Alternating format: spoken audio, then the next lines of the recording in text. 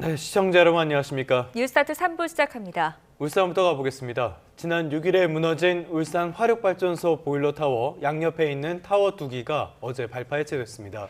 구조를 지연시키던 방해 요소가 제거되면서 이 매몰자를 찾는 작업이 속도를 내고 있습니다. 현장에 나가 있는 취재기자 연결합니다. 오태인 기자. 네, 울산 화력발전소 붕괴 현장입니다. 네, 발파 해체가 된 뒤로 구조 작업이 속도를 내는 것 같습니다. 밤사이에 어떤 소식 전해졌습니까? 네, 소방당국은 어젯밤 10시 14분쯤 사고 현장 잔해에서 60대 매몰자를 구조했습니다. 이 남성은 안타깝지만 4분 뒤 사망 판정을 받았는데요. 남성은 매몰 위치는 파악됐지만 숨진 것으로 추정한 2명 가운데 1명입니다. 소방당국은 남성이 발견된 근처에서 실종자 1명의 위치를 파악해 구조에 나서 오늘 새벽 5시 20분쯤 수습했습니다. 추가 매몰자 역시 사망 판정을 받았습니다. 이에 따라 구조되지 않는 매몰자 2명 가운데 1명만 실종된 상황입니다. 지난 9일 이후 지체됐던 구조가 속도를 내는 건 타워 사유 고기가 발파 해체됐기 때문인데요. 중앙사고 수습본부는 어제 정오 발파를 진행했습니다. 사유 고기는 붕괴 사고 전 쉽게 무너뜨리기 위한 작업인 치아카 작업이 많이 진행됐습니다. 작은 충격에도 무너질 수 있는 상태여서 중장비와 대규모 인원 투입이 어려웠습니다. 특히 구조대 안전에도 우려가 컸던 탓에 해체를 결정했는데요. 사고 수습본부는 매몰자 가족과 협의를 거쳐 발파 해제한 뒤 어제 오후 3시 40분부터 본격적인 구조에 나섰습니다. 구조대원 70여 명을 교대로 투입했고 크레인과 빔 커터 같은 중장비도 동원해 밤샘 구조 활동을 이어가고 있습니다. 지난 6일 발생한 울산 화력발전소 붕괴 사고로 매몰자 7명 가운데 5명이 숨졌고 2명이 구조를 기다리고 있습니다. 지금까지 울산 화력발전소 붕괴 현장에서 YTN 오태인입니다. 밤사이에 들어온 속보입니다. 직무유기 등의 혐의를 받는 조태용 전 국정원장이 결국 구속됐습니다. 법원은 고심 끝에 조 전 원장이 증거를 인멸할 염려가 있다며 구속영장을 발부했습니다. 취재기자 연결해 보겠습니다. 우종훈 기자. 법원이 조 전 원장에 대한 구속영장 결국 발부했네요. 네, 그렇습니다. 조태용 전 국정원장이 구속됐습니다. 법원은 구속 전 피의자 신문을 마치고 15시간 30분가량 고심을 거쳐 구속영장을 발부했습니다. 법원은 증거인멸 우려가 있고 죄를 범했다고 의심할 만한 상당한 이유가 있다는 점을 구속 사유로 들었습니다. 이에 따라 구치소에서 법원 판단을 기다리던 조 전 원장은 입소 절차를 밟을 것으로 보입니다. 앞서 특검은 직무유기 등 혐의를 받는 조 전 원장의 구속 필요성을 강조하기 위해 법원에 482쪽 분량의 의견서를 내고 PPT 151장을 준비했습니다. 특검은 고도의 정치적 중립성과 위기 상황에서 역할이 강조되는 국정원장 직위에 비췄을 때 조 전 원장 혐의는 구속이 필요할 만큼 중대하고 증거를 인멸할 우려도 있다는 점을 강조했습니다. 조 전 원장은 최후 진술에서 국가안보실장과 국정원장 등 중요 보직을 맡았는데 윤석열 전 대통령을 보필하지 못해 국민에게 송구하다는 말을 한고로 전해졌는데요. 결국 구속을 면하지 못했습니다. 이와 함께 내란 특검은 내란 중요 임무 종사 등 혐의로 박성재 전 법무부 장관에 대한 구속영장을 다시 청구했습니다. 박 전 장관의 구속 전 피의자 신문은 내일 오전 10시 10분 진행됩니다. 지금까지 사회부에서 전해드렸습니다. 이재명 대통령은 내란 문제에 대해 특검에만 의존하지 말고 독자적으로 조사해야 하겠다고 밝혔습니다. 이 대통령은 어제 용산 대통령실에서 주재한 국무회의에서 김민석 국무총리가 제안한 헌법 존중 정부 혁신 TF에 대해 당연히 해야 할 일 같다며 이같이 말했습니다. 이어 내란에 관한 문제는 형사처벌할 사안도 있고 행정 책임을 물을 사안도 있고 또 인사조치를 할 정도의 낮은 수준도 있어서 TF가 필요할 것 같다고 언급했습니다. 검찰의 대장동 사건 항소 포기를 두고 노만석 검찰총장 권한대행과 법무부가 서로 책임을 미루고 있습니다. 노 대행은 정부와의 관계를 고려했어야 한다고 주장했고 법무부는 검찰의 결정이었음을 강조하고 있습니다. 이경국 기자입니다. 노만석 검찰총장 권한대행은 항소 포기를 둘러싼 논란이 불거진 뒤 대검찰청 간부들과 만났습니다. 이때 항소 포기가 결정된 과정을 설명했는데 항소 시한 마지막 날인 지난 7일 오후 법무부 측으로부터 기다리라는 얘기를 들었고 이후 항소가 어렵지 않겠느냐는 취지의 의견까지 전달받았다고 한 것으로 전해졌습니다. 이에 앞서 대검 연구관들을 만나서는 용산이나 법무부와의 관계를 고려해야 했다고도 말한 것으로 알려졌습니다. 보안수사권 문제 등 검찰개혁 과정에 여러 현안이 있을 수밖에 없는 만큼 법무부의 의견을 따를 수밖에 없었다는 취지로 풀이됩니다. 하지만 법무부 측의 입장은 온도가 다릅니다. 신중한 검토가 필요하다는 의견을 전한 건 단순한 논의 차원이었을 뿐 항소 포기를 결정한 건 검찰이었다는 겁니다. 너무나 당연한 의사의 교섭 과정이에요. 기계적 항소를 하는 것이 맞겠는가에 대한 대검 지휘부의 결정이었던 것 같고 결국 노 대행과 법무부 모두 항소 포기에 대한 최종 책임은 사실상 미루는 모습입니다. 검찰 안팎에선 양쪽 모두를 향한 비판이 커지고 있습니다. 한 대검찰청 간부는 YTN과의 통화에서 정부와의 관계를 고려했어야 한다는 노 대행의 발언이 검찰 구성원을 설득할 수 있을지 심히 의문이라고 꼬집었고 법조계에선 인사권자인 법무부 장관이 사건에 대한 의견을 밝히는 데 있어 더 신중했어야 한다는 지적도 나왔습니다. 혼란이 이어지는 가운데 서울 고법은 피고인들 항소로 열리게 된 대장동 2심 재판을 이재명 대통령 위증교사 혐의 사건 담당인 형사 3부에 배당했습니다. YTN 이경국입니다. 네, 오늘의 주요 일정 살펴보겠습니다. 검찰의 대장동 사건 항소 포기를 두고 보신 것처럼 정치권의 대치가 연일 격화하고 있죠. 이런 가운데 오늘 오후 국회 법제사법위원회가 전체 회의를 엽니다. 여야가 각각 검찰의 조작 기소 그리고 윗선의 외압 의혹을 주장하는 상황에서 정성호 법무부 장관과 천대엽 법원 행정처장 등이 국회를 찾는 만큼 여야의 치열한 공방이 예상됩니다. 국민의힘은 오늘 오전 국회 본관 앞 중앙계단에서 대장동 일당 7,400억 원 국고환수 촉구 및 검찰 항소 포기 외압 규탄 대회를 엽니다. 국회의원과 당직자, 당원 등이 참석해서 외압 의혹 관련 진상규명과 대장동 범죄 수익의 국고 환수 필요성을 강조할 계획입니다. 도이치모터스 주가 조작과 통일교 청탁 등의 혐의로 구속 기소된 김건희 씨에 대한 보석신문이 오늘 오전 10시 10분 서울중앙지방법원에서 열립니다. 자본시장법 위반 등의 혐의를 받는 김건희 씨의 이번 8번째 공판 기일도 진행될 예정인데요.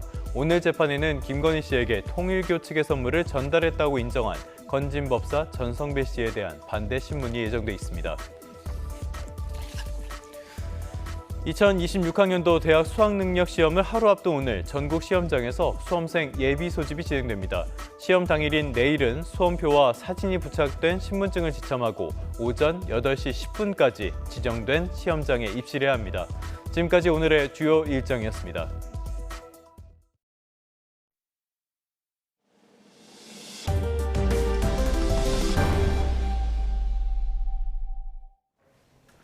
다음 소식입니다. 역대 최장기간 이어지고 있는 미국 연방정부 일시 업무 중지, 셧다운 사태가 이르면 내일 미 하원 표결 등을 거쳐 끝날 것으로 보입니다.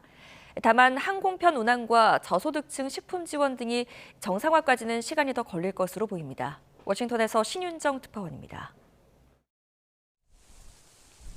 지난달 1일부터 이어진 셧다운 42일째, 셧다운 종료를 앞둔 트럼프 미국 대통령은 아주 큰 승리를 거뒀다고 만족감을 드러냈습니다.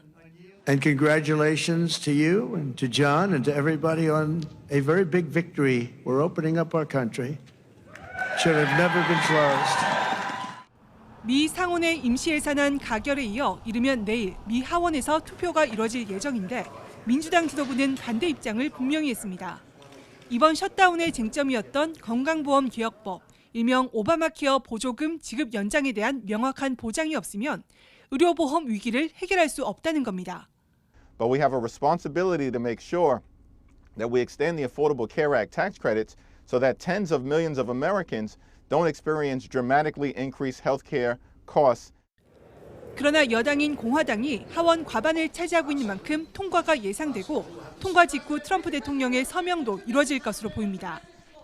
다만 항공편 운항 등 각종 불편이 곧바로 정상화될지는 불투명한 상황입니다.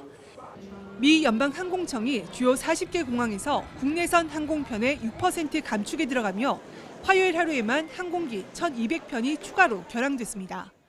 이런 상황에서 숀 더피 미 교통부 장관은 공항 내 안전 수준이 개선되고 관제 인력이 안정적으로 확보될 때까지 운항 감축은 계속된다고 밝혔습니다. We're going to start to alleviate the restrictions that we're at 6% now. We'll alleviate that only when the data says we should. 저소득층 4,200만 명을 대상으로 한 식비 지원 프로그램 스냅 전액 지급이 언제 재개될지도 불투명한 상황입니다. 트럼프 행정부는 셧다운이 완전히 해제될 때까지 프로그램 운영 중단을 유지해달라고 대법원에 다시 요청하는 등 지원을 미루고 있습니다. 셧다운이 끝난 뒤에도 오바마 케어 연장 등 장기적인 예산 갈등은 남아있는 만큼 불확실성이 완전히 끝났다고 보긴 어렵다는 평가가 나오고 있습니다. 워싱턴에서 YTN 신윤정입니다. 트럼프 대통령의 정적이자 대권 잠룡인 게빈 뉴섬 캘리포니아 주지사가 유엔 기후 총회를 계기로 국제 무대에서 존재감을 키우고 있습니다. 미국의 민주주의와 글로벌 기후 위기가 동시에 후퇴하고 있다며 트럼프 때리기에 나섰습니다. 워싱턴 홍상희 특파원입니다. 트럼프 대통령의 불참으로 브라질에서 열리고 있는 유엔 기후 변화 협약 당사국 총회는 게빈 뉴섬 캘리포니아 주지사의 무대가 됐습니다. 뉴섬 주지사는 자신이 이번 총회에 참석하게 된 건 미국의 리더십 부재 때문이라며 목소리를 높였습니다. 그러면서 미국의 민주주의와 글로벌 기후가 모두 위기 상황이라고 꼬집었습니다. I'm much more alarmed about the future of our country and the world we're trying to build than they are. And that's why I'm here. Simultaneous crisis, democracy back home and climate crisis globally. 뉴섬 주지사는 트럼프 대통령이 2번이나 파리 기후 협약을 탈퇴한 건 끔찍한 일이라며 민주당 정부가 다시 들어서면 협약에 재가입할 것이라고 말했습니다. 또 트럼프 대통령의 청정에너지 정책 후퇴로 급성장하고 있는 녹색 기술 시장을 중국에 내주게 됐다고 비판했습니다. 트럼프 대통령의 건강 문제도 다시 수면 위로 올렸습니다. 이달 초 비만 치료제 가격 인하 정책 발표 중 조는 모습을 보이는 등 더 이상 예전의 트럼프가 아니라고 강조했습니다. I mean, spent 90 minutes with him in the Oval Office a few months ago and phone calls and I worked with him in his first administration. He's a different person. 이번 유엔 기후 총회에서 트럼프 때리기로 존재감을 드러내고 있는 뉴섬 주지사는 내년 가을 중간 선거 이후 대선 출마 여부를 결정할 계획입니다. 워싱턴에서 YTN 홍상입니다.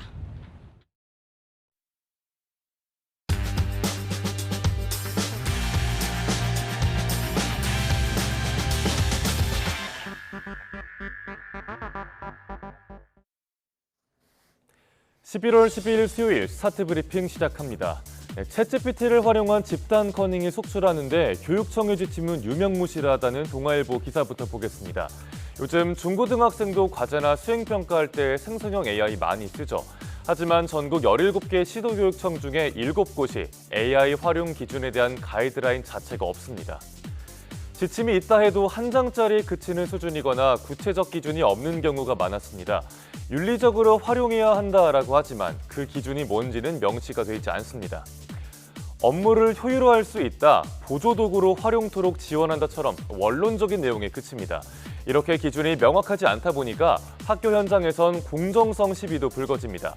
AI 답변을 그대로 복사해서 수행평가나 과제를 해도 이걸 검증하거나 제재할 방법이 마땅치가 않은 거죠. 학생들이 AI를 활용할 때 지켜야 할 구체적 내용을 규정으로 만들자는 지적이 나오는 이유입니다. 교육부는 학교 내 AI 활용 가이드라인을 다음 달에 처음으로 만들 예정인데요. 학생과 교사 모두 혼란이 없도록 명확하고 구체적인 내용이 담기길 바랍니다. 다음은 삶의 쉼표 대신 쉼을 포기하는 쉼포관으로 따는 중앙일보 기사입니다. 돈을 더 벌기 위해서 자발적으로 과로를 택하는 쉼포 사회, 아마 많은 분들이 공감하실 듯합니다. 저녁과 주말까지 휴식을 반납하고 일하는 사람들이 늘고 있죠. 낮엔 직장인인데 새벽에 대리운전을 하는 시기입니다. 정치권에선 주 4.5일제나 새벽 배송 제한이 논의되고 있지만 우리네 현실과는 다소 괴리가 있습니다. 부업 인구는 7년 새 1.6배가 늘어서 역대 최고 수준이고요. Z세대 직장인 79%는 부업을 고려하고 있다고 답했습니다. 사회 안전망은 취약하고 부동산은 치솟는데 월급은 안 오르죠. 벌 수 있을 때 벌어둬야 한다면서 주로 배달이나 대리기사 등 플랫폼 노동에 많이 뛰어드는데 구조적으로 야간 근로와 장시간 노동에 노출될 수밖에 없습니다. 신문은 단순히 근로시간을 규제하는 방식은 한계가 있다고 지적합니다. 동시에 휴식 보장 같은 최소한의 안전장치는 보장해야 한다는 전문가 조언도 함께 전하고 있습니다. 이어서 경향신문입니다. 최근 서울시 의회에서 학원 종료 시간을 밤 12시까지 연장하는 조례가 발의됐습니다. 논란이 일자 어제 토론회가 열렸는데요. 학원업계와 청소년단체, 시민단체 의견이 팽팽하게 엇갈렸습니다. 학원 측은 시간 제한은 하향 평준화라면서 교육 형평성에 문제가 생긴다는 주장을 펼쳤습니다. 더 잘 키우고자 하는 부모의 욕망에 선택권을 줘야 한다는 말도 나왔고요. 이미 밤 10시 이후에 암막 커튼 치고 수업을 하거나 자습이 이루어져서 조례가 유명무실하다고도 했습니다. 시민단체와 청소년단체는 반발했습니다. 그럼 단속을 강화해야지 왜 학원 시간을 늘리는 겁니다. 사교육 시장이 더 커지고 학생들은 더 심한 경쟁으로 내몰릴 뿐만 아니라 건강도 해치게 된다면서 귀갓길의 안전확보는 어떻게 할 건지 학원 측에 따져 묻기도 했습니다. 심야학습을 제한하는 조례는 2016년 헌법재판소에서 합헌 결정을 받은 바가 있습니다. 수능을 하루 앞둔 시점에서 생각해 볼 점이 많은 기사인데요. 시청자 여러분은 어떤 의견인지 궁금합니다. 네, 마지막 기사는 10대, 20대 아이돌 팬분들이라면 얼른 주목하셔야겠습니다. 최근 팬심을 노린 덕자금 사기라는 게 기승을 부리고 있는데요. 어떻게 이루어지는지 살펴보겠습니다. 네, 덕자금은 덕질, 즉 팬 활동에 필요한 돈을 뜻하는데 100만 원을 주는 덕자금 지원 이벤트를 한다면서 순진한 팬심을 유인하고 있습니다. 사기 일당은 당첨금은 불법 토토를 해서 마련할 테니까 먼저 수수료를 보내라고 요구합니다. 그리고 불법 토토가 당첨돼서 수수료를 더 요구를 하고요. 세탁금까지 보내라고 하는데요. 돈을 받고는 잠적을 해버리고 못 준다거나 돌려달라고 하면 불법 토토에 가담한 걸 신고하겠다면서 협박을 하는 방식입니다. 가해자를 신고해주겠다고 속이고 뒤로는 추가로 돈을 요구하는 2차 피해까지 횡행하고 있습니다. 이런 덕자금 이벤트 사기는 같은 연예인을 응원한다면서 경계심을 낮춰서 접근을 하는 게 특징인데요. 전문가들은 플랫폼의 책임을 강화하는 한편 팬덤 내 자정 노력도 필요하다고 조언하고 있습니다. 11월 12일 아침 신문 살펴봤습니다. 지금까지 스타트 브리핑이었습니다.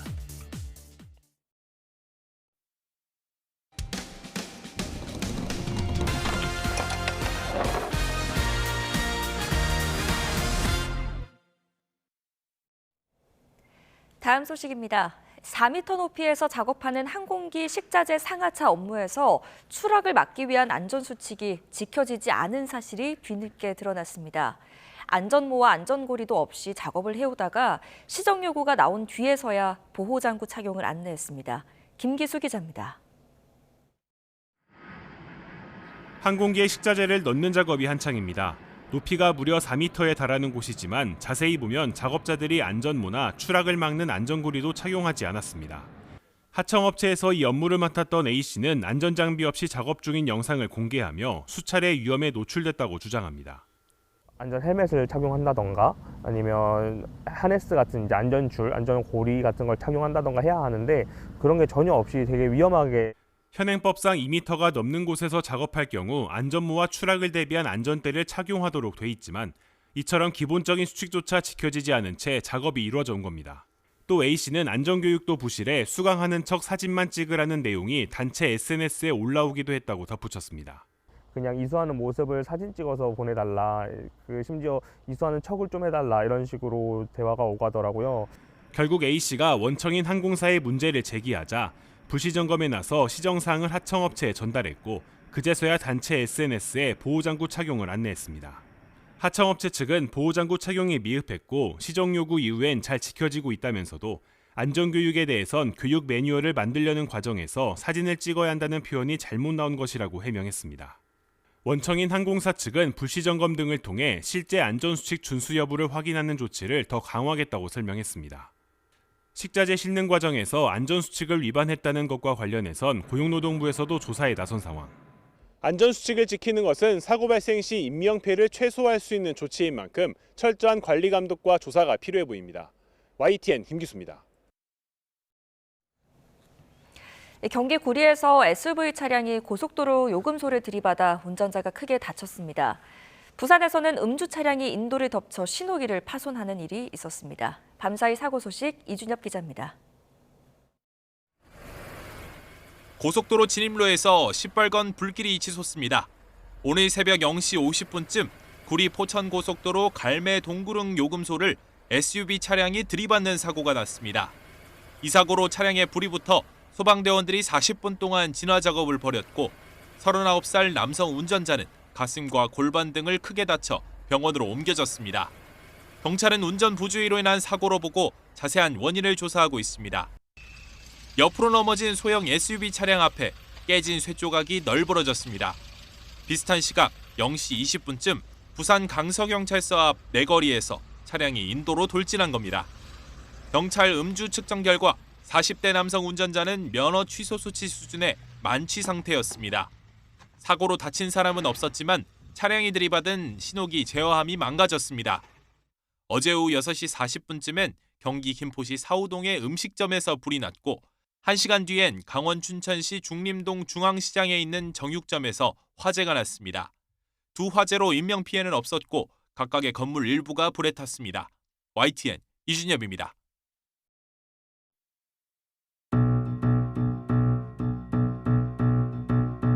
열 개 지역이 그 9월달 통계로 보면 들어가지 않아도 될 지역이 들어갔다 그러면 이후에 그런 것까지 감안해서 조정이라든지 아니면 시기 같은 것을 검토할 예정도 갖고 있는지요? 화성이나 구리 지역 같은 경우에는 약간 부동산 가격이 그 풍선 효과가 좀 우려되는 수준이라고 저는 보여집니다. 그래서 일부 확대하는 것도 검토를 해야 되고 예. 정부 시책도 고민하고 있다는 걸 말씀드리겠습니다.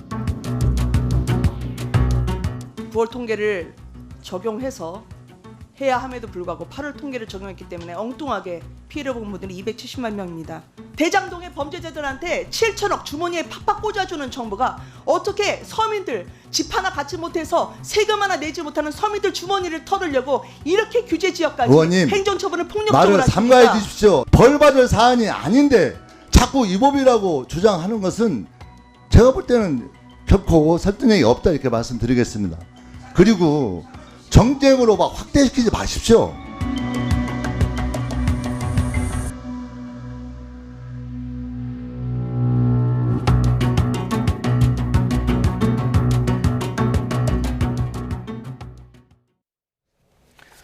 네, 정부의 11호 부동산 대책 이후에 풍선 효과가 만만치가 않은데요. 김윤덕 국토교통부 장관이 규제 지역 확대를 시사했습니다.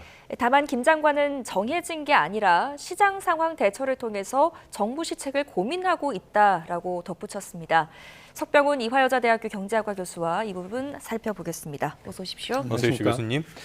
조금 전에 저희가 영상으로도 전해드리고요. 문을 열면서도 말씀을 드렸는데 지금 풍선 효과가 나타나고 있다. 그렇기 때문에 규제 지역의 추가 지정 가능성 이런 것들을 어제 김윤덕 국토교통부 장관이 시사를 했거든요. 정확하게 어떤 발언이 나온 겁니까? 예, 11일 국회 국토교통위원회 전체 회의에서 한 발언인데요.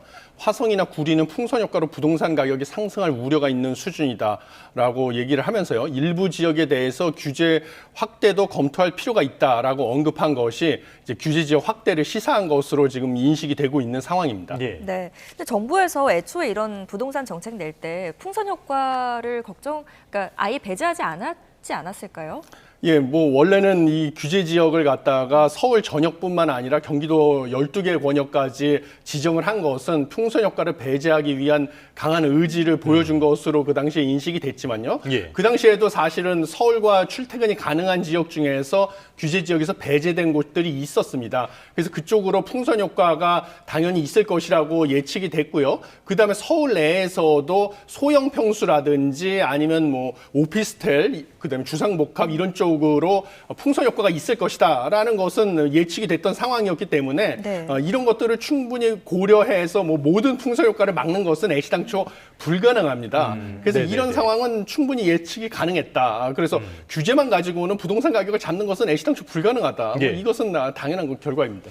어제 김윤덕 장관의 이야기를 들어보면요. 해제나 확대를 검토할 수 있다라고 이야기를 했으니까요. 해제 가능성도 있다는 이야기인데 지금같이 모든 상당 부분을 묶어놓은 상황에서 해제를 하게 되면 잠재돼 있던 수요가 폭발하는 이런 결과로 이어질 가능성도 있는 거 아닙니까? 예, 당연히 그렇습니다. 지금 해제를 검토하고 있다라고 시사한 부분은 당연히 그 당시에 서울 전 지역을 규제 지역으로 하다 보니까 서울에서 상대적으로 그동안 상승폭이 낮았던 지역, 뭐 노원구, 경기도 도봉구, 강북구 같은 지역에서 반발이 거셌습니다. 그리고 그 당시에 통계에 사용했던 부분, 그래서 9월 달에 부동산 가격 상승률, 그 부분을 갖다가 집어넣느냐 말았느냐 가지고 지금 또 논란이 되지 않았습니까? 예. 그래서 9월 집값 통계를 넣었으면 지금 규제 지역으로 포함되지 않았을 지역이 만약에 해제가 된다라는 것이 지금 유력해 보이는 상황인데요. 네. 그 지역이 해제가 되면 당연히 거기서 서울 핵심 지역으로 출퇴근이 강화 가능하기 때문에 그쪽으로의 풍선 효과는 당연히 발생할 수밖에 없다. 그래서 그쪽에 부동산 가격이 재상승하게 되면 또 거기로 규제 지역을 확대하는 것이 아니냐 이런 예상은 당연히 뭐 반영이 될 것이고요. 두더지 잡기네요. 예, 그렇죠. 예. 두더지 잡기도 아니고 이거는 정부의 규제가 이리 갔다 저리 갔다 왔다 갔다 하기 때문에 정부 정책의 신뢰성이 흔들려 가지고 또 시장에 혼란을 줄 가능성이 크다 이렇게 보여집니다. 네, 시장이 이것을 어떻게 받아들일지 우려가 되는데 방금 전에 잠재된 수요 말씀하셨잖아요. 실제로 11호 대책 발표 이후에 부동산 시장 흐름 어떻게 보십니까? 예, 부동산 시장은 여전히 서울의 주택 가격은 전주 대비 상승을 하고 있는 상황입니다. 뭐 당연히 하락을 하는 것은 아니죠. 그래서 지금 상승폭을 보면 어떻게 되냐면 11호 대책으로 3중 규제가 모두 시행된 다음에 2주째 상승세는 둔화하고 있지만 여전히 상승을 하고 있다라고 보시면 되겠습니다. 서울의 아파트 평균 매매 가격은 한국부동산원에서 발표한 것을 근거로 봤을 때는요. 11월 첫째 주에 전주 대비 0.19% 상승을 했습니다. 물론 거래량은 이제 급감을 했습니다. 거래량은 급감을 네. 했지만 가격은 상승을 하고 있다라고 나타나 있고요. 단지 이제 규제 지역으로 묶인 한강벨트 권역을 중심으로 상승폭이 축소가 됐을 뿐입니다. 그리고 경기도권에서도 규제 지역으로 묶인 지역은 상승폭은 축소가 됐는데 문제는 이제 규제 지역으로 묶이지 않은 곳에 상승폭이 커지면서 풍선 효과가 뚜렷해진 것인데요. 이번에 국토부 장관이 직접 언급한 화성시 같은 경우는 원래는 규제 지역으로 묶이기 전에는 보합세였는데 지금 직전 주에는 0.13% 오른 데 이어서 지금 0.26%로 오히려 상승폭이 점점 커지고 있고 예. 구리시 같은 경우도 전주에 0.18%에서 0.52%로 상승폭이 커지고 있어가지고 풍선 효과의 지금 추세가 확실해지고 있다 이렇게 보시면 되겠습니다. 일부 지역에서는 호가가 계속 오르고 있다라는 소식도 전해지고 있더라고요. 저도 좀 다녀봤는데 그런 부분들이 분명히 있는 것 같고요.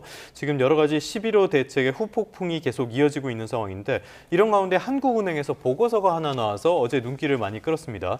집값이 오를 것이라는 기대가 있는 상황, 이런 상황 속에서 기준금리를 내리면 효과는 없고 집값만 올리게 될 것이다. 어떤 내용입니까? 예, 한국은행에서 나온 보고서 같은 경우는 그 한국은행에서 발표하는 주택가격 전망 CSI 소비자 동향지수 자료를 바탕으로 우리나라 그 주택 수요자들의 인식 구조를 분석한 보고서입니다. 그랬더니 국내 주택시장 참가자들이 소위 말하는 합리적 기대보다 진단적 기대에 가까운 심리를 보이고 있다라는 분석 결과가 나왔는데요. 진단적 기대가 무엇이냐면 과거의 그 주택가격 상승과 관련된 과거의 경험이라든지 아니면 최근의 뉴스 정보를 갖다가 선택적으로 지금 가지고 있다. 그래서 이걸 바탕으로 판단을 한다는 것이죠. 경제 여건하고는 상관없이.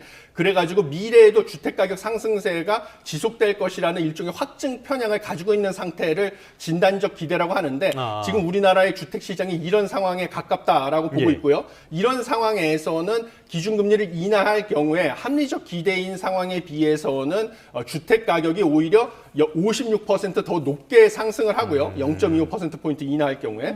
그리고 합리적 기대인 상황에 비해서 GDP나 투자, 소비가 늘어나는 효과가 약 8에서 10% 낮아진다라는 것이죠. 그래서 경기 부양 효과 있긴 있지만 오히려 경기보다는 부동산 시장의 가격이 뛰는 효과가 더 크게 나타난다. 이런 연구 결과가 나왔습니다. 그러면 이 연구 결과도 있고요. 교수님의 설명을 들어보니까 지금 우리 경제 상황은 기준금리를 낮춰야 되는 상황이잖아요. 경제적인 활력들을 봤을 때는. 그런데 이런 부동산이 발목을 잡아서 기준금리를 낮출 수가 없는 상황이 됐다. 이렇게 봐야 되는 겁니까? 그렇게 보기는 어렵습니다. 왜냐하면 지금 이 논문에서 밝힌 메커니즘은 여러 가지 메커니즘 중에 하나이고요. 사실은 기존의 선행 연구들을 봤을 때 우리나라에서 기준금리가 낮아질 때 부동산 가격이 뛰는 정도, 이것을 부동산 가격의 금리 탄력성이라고 하는데요. 이 금리 탄력성은 지금까지 계속 점점 커지는 추세였습니다. 한국에서는. 근데 여기에는 여러 가지 원인이 있거든요. 단순히 이 진단적 기대만 그 원인이 되는 것은 아니고요. 대표적인 게 뭐 공급의 가격 탄력성입니다. 이것은 수도권 지역에서 부동산 가격이 원래 상승을 하면 신규 주택 공급이 따라서 늘어나는 게 시장의 메커니즘인데요. 우리 수도권 같은 경우는 사실 빈 땅이 없기 때문에 방법이 없죠. 가격이 상승하려면 재건축, 재개발을 통해서 신규 주택을 늘릴 방법밖에 없습니다. 그런데 여기에 규제가 워낙 있기 때문에 아무리 집값이 올라도 신규 주택 공급이 늘어날 방법이 없어요. 이러면 당연히 금리가 낮아질 때 집값은 더 크게 뛸 수밖에 없습니다. 예를 들면 이런 요소들도 어차피 금리가 낮아질 때 집값이 크게 상승하는 그런 요소들 중에 하나라서 이런 걸 따지다 보면 경기 부양을 위해서 우리나라는 기준금리를 낮추면 안 된다. 이런 결론에 다다를 수밖에 없어가지고 지금 기대 때문에 집값 오를 것 때문에 경기 침체지만 기준금리를 낮추면 안 된다. 이런 논리에 저는 동의할 수는 없습니다. 네. 그렇다면 앞으로 부동산 시장 어떻게 전망을 하십니까? 지금 부동산 시장 같은 경우는요, 대출 규제를 강하게 하고 있지만 여러 가지 지역으로 풍선 효과는 계속 확산되고 있는 상황이고요. 그래서 지금 과거의 사례로 봤을 때도 대출 규제나 수요 억제 정책의 효과는 3개월에서 6개월 정도만 부동산 가격 상승세를 일시적으로 억누르는 효과밖에 없었습니다. 그래서 과감한 신규 주택 공급 정책이 나타나지 않는다면 3개월에서 6개월 뒤에는 다시 상승률의 폭이 커질 가능성이 크다. 저는 이렇게 보고 있고요. 3개월에서 6개월 안에 뭔가 신규 주택 공급에 대한 구체적인 계획, 그래서 시장에 이런 FOMO, Fear of Missing Out이죠. 그래서 지금 사지 않으면 지금 벼락거지가 될 수 있다. 이런 불안감을 진정시킬 수 있는 신규 주택 공급 대책이 나오는 것이 필요하다. 저는 이렇게 보고 있습니다. 참 공급 정책이 중요할 텐데 지금 국토부 1차관도 공석이고 LH 사장도 없어서 이런 부분도 좀 걱정이 됩니다. 자, 이번에는 주식시장, 또 다른 자산시장으로 한번 가보도록 하겠습니다.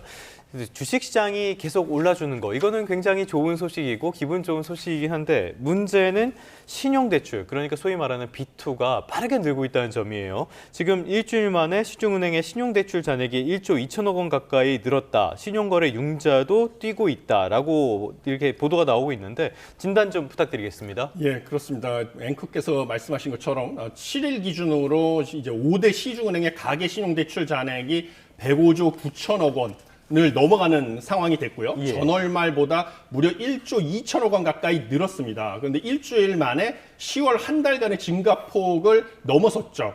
그리고 이 중에서 마이너스 통장 잔액이 1조 600억 원을 급증해가지고 증가액의 90%가량을 차지했는데 7일까지 증가폭만으로 신용대출 증가폭만으로 지난 2021년 7월 이후 약 4년 4개월 만에 최대 규모로 늘어났습니다. 그런데 이렇게 늘어난 이유는 그럼 무엇이냐? 두 가지 이유가 있는데 가장 큰 이유는 개인들의 공격적인 주식 투자가 신용대출 급증한 가장 큰 이유가 되겠습니다. 사실 이달 초에 코스피가 4,200선을 돌파를 하면서 했는데 5일에 인공지능 산업에 대한 과대평가 우려로 매도 사이드카가 발동하면서 급락을 했었습니다. 3,800대까지 폭락을 했는데 이날 하루에만 5대 은행의 마이너스 통장 잔액이 6천억 원 넘게 불어났거든요. 그래서 개인들이 이때를 갖다가 저가 매수의 기회로 삼아서 마이너스 통장 대출을 크게 늘린 거죠. 그래서 이게 공격적인 주식 투자가 첫 번째 원인이고요. 두 번째는 여전히 부동산 가격이 상승할 것이라고 예상을 해서 개인들이 집을 사려고 하는 수요가 많은데 10월 15일에 낸 정부의 대출 규제 정책으로 인해 가지고 주택담보대출을 받을 수가 없으니까 소위 말하는 영끌을 위해서 신용대출을 통해서라도 집을 사겠다라는 것이 신용대출을 일으킨 두 번째 이유가 되겠습니다. 그래서 이 두 가지 이유로 신용대출이 급증하고 있다. 이렇게 보시면 되겠습니다. 네. 자, B2는 레버리지의 일종이다라고 발언을 했던 권대용 금융위 부위원장이 비판이 하도 커지자 고개를 숙이면서 사과했습니다. 어떻게 보셨어요? 예, 사실 이제 고위 정책 당국자일수록 지금 발언에 신중해야 된다라는 것을 지금 알려주는 것이 사례라고 보시면 되겠고요.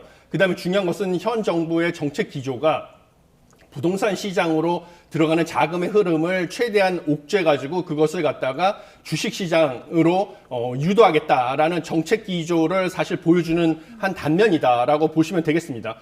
그런데 사실 제가 보기에는 투자자의 입장에서는 부동산 가격보다 우리나라의 과거 데이터를 봤을 때는요, 부동산 가격보다 주식 가격은 변동성이 훨씬 컸습니다.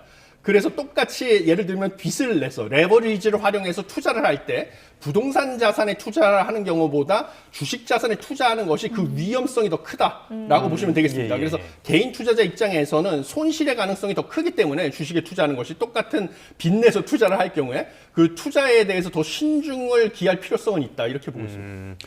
투자자들의 수요가 실적에 직접 영향을 미치는 증권사에서도 공식적으로 B2는 자제하라라는 이야기를 하는데 당국 고위 관계자 입에서 이런 말이 나오는 거는 조금 부적절했던 것 같습니다. 사과도 했으니까요. 앞으로 이런 일이 반복되진 않아야 되겠고요. 조금 전에 교수님도 언급을 해주셨습니다만 최근에 주식시장이 많이 오르면서 소위 말하는 B2 수요도 굉장히 많이 늘고 있거든요. 이렇게 B2로 투자하시는 분들에게 교수님께서는 뭐라고 조언을 해주시겠습니까? 예, 중요한 것은 고위험 고수익이죠. 고수익을 추구하려면 고위험을 감수를 해야 되는 것입니다. 이것은 투자의 기본 원칙인데요.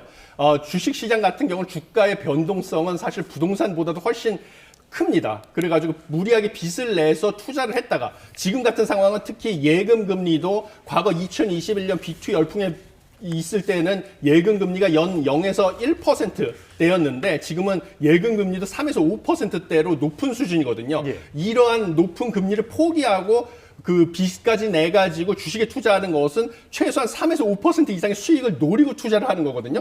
그러니까 상당히 이런 고수익을 노리려면 고위험을 감수해야 되는 겁니다. 그런데 사실 빚까지 내서 투자를 했다가 이 위험을 감수했다가 손실을 보게 되면 정말 개인이 감당할 수가 없는 수준의 손실을 볼 수가 있을 가능성이 크니까 사실은 이런 상황일수록 투자에 더 주의를 해야 된다. 그래서 고위험을 감수하지 않고는 고수익을 얻을 수 없다라는 것을 꼭 명심하셔야 된다라고 말씀을 드리고 싶습니다. 네, 말씀하신 것처럼 투자와 함께 분명히 병행되어야 하는 것은 리스크 관리일 텐데 올해 B2의 양상을 좀 보면 2021년 B2의 양상과는 좀 다르게 나타나고 있다고요? 예, 제가 방금 말씀드린 것처럼 2021년하고 지금하고는 예금 금리 상황이 다른 거죠. 네. 그래서 그 당시에는 예금 금리가 거의 0에서 1%대였고 지금 3에서 5%대로 고금리라서 소위 말하는 기회 비용이죠, 경제학에서. 이 3에서 5%의 높은 예금 금리를 포기하고 거기에 빚까지 들어서 예금 금리가 높다는 것은 대출 금리도 높은 건데 이 높은 대출 금리까지 감안을 하고 빚을 내서 주식에 투자를 한다는 것은 더 높은 수익을 얻어야만 나에게 이득이 된다는 거죠. 그런데 높은 수익을 얻으려면 그만큼 더 높은 위험을 감수를 해야 된다는 것입니다. 그런데 이 높은 위험 때문에 손실을 봤을 경우에는 높은 이자 비용까지 감당을 해야 되기 때문에 당연히 개인이 겪어야 될 손해는 더 커질 수밖에 없다라고 해서 더군다나 지금은 여러 가지 불확실성이 큰 상황입니다. 그래서 세계적으로도 지금 미국의 기준금리 인하 속도가 어떻게 될지도 모르는 상황이고요. 그다음에 우리 대미 관세 협상, 미중 간의 무역 갈등 이런 여러 가지 불확실성이 존재하는 상황이라서 주가의 변동성은 그 어느 때보다 커질 수가 있습니다. 그렇기 때문에 이런 상황에서 위험 자산에 대한 투자 비중을 지나치게 높이는 것은 현명한 투자 전략이 아니라서 앵커께서 말씀하신 것처럼 이제 리스크 관리에 집중해서 분산 투자가 현명한 투자 전략인데 B2, 지나친 B2는 큰 낭패로 다가올 수밖에 없다라는 점을 말씀드리고 싶습니다. 교수님께서 여러 차례 말씀을 해주신 것처럼 고수익에는 고위험이 따라온다. 최근에 보면은 몇 배 이런 파생 상품들 굉장히 인기를 많이 끄는 것 같던데요. 몇 배 이익 뒤에는 몇 배 손실이 날 수 있다는 점도 잊어서는 안 되겠습니다. 자, 끝으로 요 내용 한번 간략하게 살펴볼까요? 정부가 구글이 신청한 고정밀 지도 데이터 국외 반출 심사를 한 번 더 보류하기로 했습니다. 고심이 굉장히 깊나 봐요. 예, 그렇습니다. 사실 구글이 지금 이번에 기존에 가지고 있는 지도보다 5배나 정확한 고정밀 지도 데이터 반출을 계속 요구를 하고 있는데요. 뭐 정부 입장에서 지금 이것을 갖다가 자꾸 뒤로 보류하는 그런 것은 제가 봐도 타당한 이유가 있다라고 보여집니다. 구글이 고정밀 지도를 요구하는 것은 이 고정밀 지도에는 도로 폭이나 건물 윤곽, 고도 지형 같은 국내 공간 정보에 대한 그 자세한 내용이 들어있기 때문에 뭔가 안보의 집합체라고 볼 수가 있고요. 여기에는 군사기지 기반시설 위치까지 다 유추할 수 있는 그런 정보가 있습니다. 그래서 이것은 우리나라의 데이터 주권과 관련된 그 사항입니다. 그런데 구글이 이 데이터를 확보를 하게 되면 여기에다가 이 검색 데이터, 소비 패턴, 위치 정보까지 등을 이용해가지고 뭔가 상품 개발까지 활용할 수가 있고요. 알고리즘 개선까지 이용해가지고 한국 시장의 지배력을 강화할 수가 있습니다. 그런데 구글은 우리나라에 데이터 센터가 없죠. 그렇기 때문에 우리나라의 규제도 피할 수가 있고 법인세도 사실은 회피할 가능성이 있습니다. 그래서 정부가 이런 정밀주도 데이터 반출을 할 때 요구하는 요구 조건들이 있습니다. 일부 민감한 정보에 대해서는 이제 블러 처리를 한다든지, 그 다음에 뭐 좌표는 삭제하고, 또 핵심적인 내용은 국내에 데이터 센터를 설치하라는 거거든요. 근데 구글이 지금 데이터 센터 설치를 거부하고 있는 상황입니다. 그래서 결국은 이 데이터 센터를 설치하도록 하는 것이 사실은 정부에서 요구를 하고 있는 건데, 이 부분을 제가 봐도 구글이 들어줘야 된다라는 것은 저도 동의하는 바입니다. 그래서 이것은 데이터 주권과 연결된 사안이기 때문에 데이터 센터를 국내에 꼭 설치하게 만들어야 된다라고 생각을 합니다. 네, 알겠습니다. 오늘 여기까지 듣겠습니다. 석병훈 이화여자대학교 경제학과 교수와 함께했습니다. 잘 들었습니다. 고맙습니다.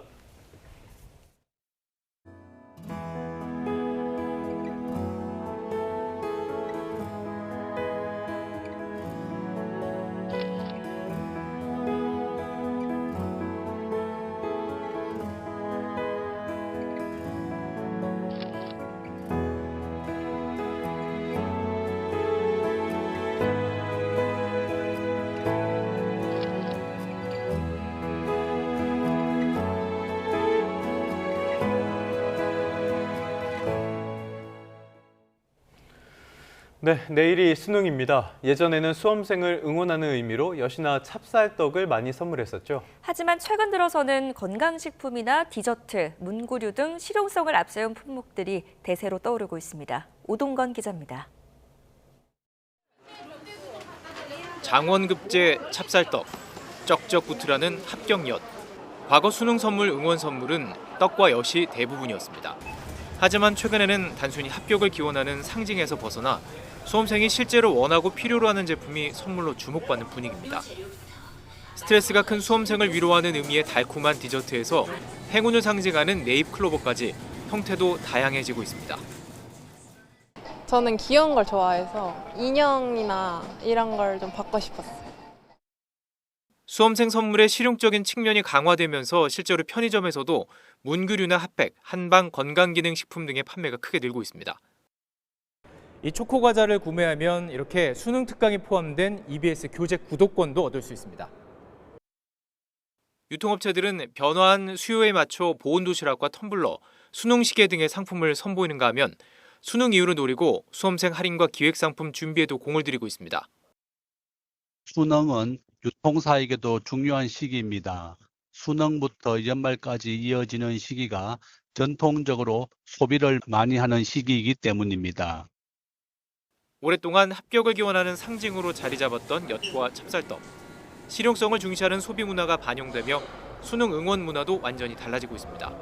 YTN 오동건입니다. 끝으로 출근길 날씨 살펴보겠습니다. YTN 야외 스튜디오 연결합니다. 정수현 캐스터.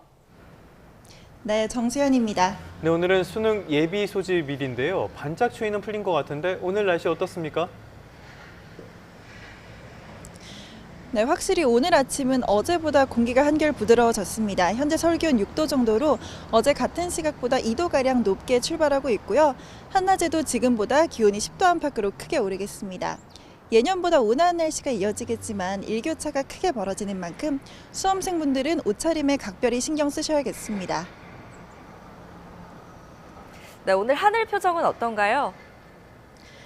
네, 오늘 전국 하늘은 맑게 드러나겠고요. 거리에는 단풍이 절정을 이루면서 바깥 활동하기 참 좋겠습니다.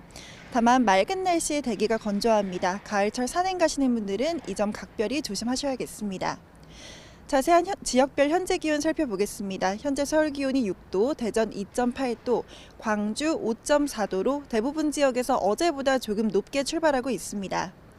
낮 기온은 서울이 16도, 대전과 대구 17도, 광주 18도까지 오르면서 예년보다 2에서 4도가량 높겠습니다. 수능일인 내일도 예년보다 온화한 날씨가 이어지면서 입시 한파는 없겠습니다. 다만 일교차가 10도 안팎으로 크게 벌어지겠고요. 아침에는 안개가 짙은 곳이 많겠습니다. 또 오전에 서쪽 지역은 공기가 탁할 수 있어서 호흡기가 예민한 수험생들은 시험장으로 향할 때 마스크를 챙기는 등 미리 대비해 주시는 게 좋겠습니다. 당분간 맑은 하늘 아래 늦가을 날씨가 이어지겠습니다.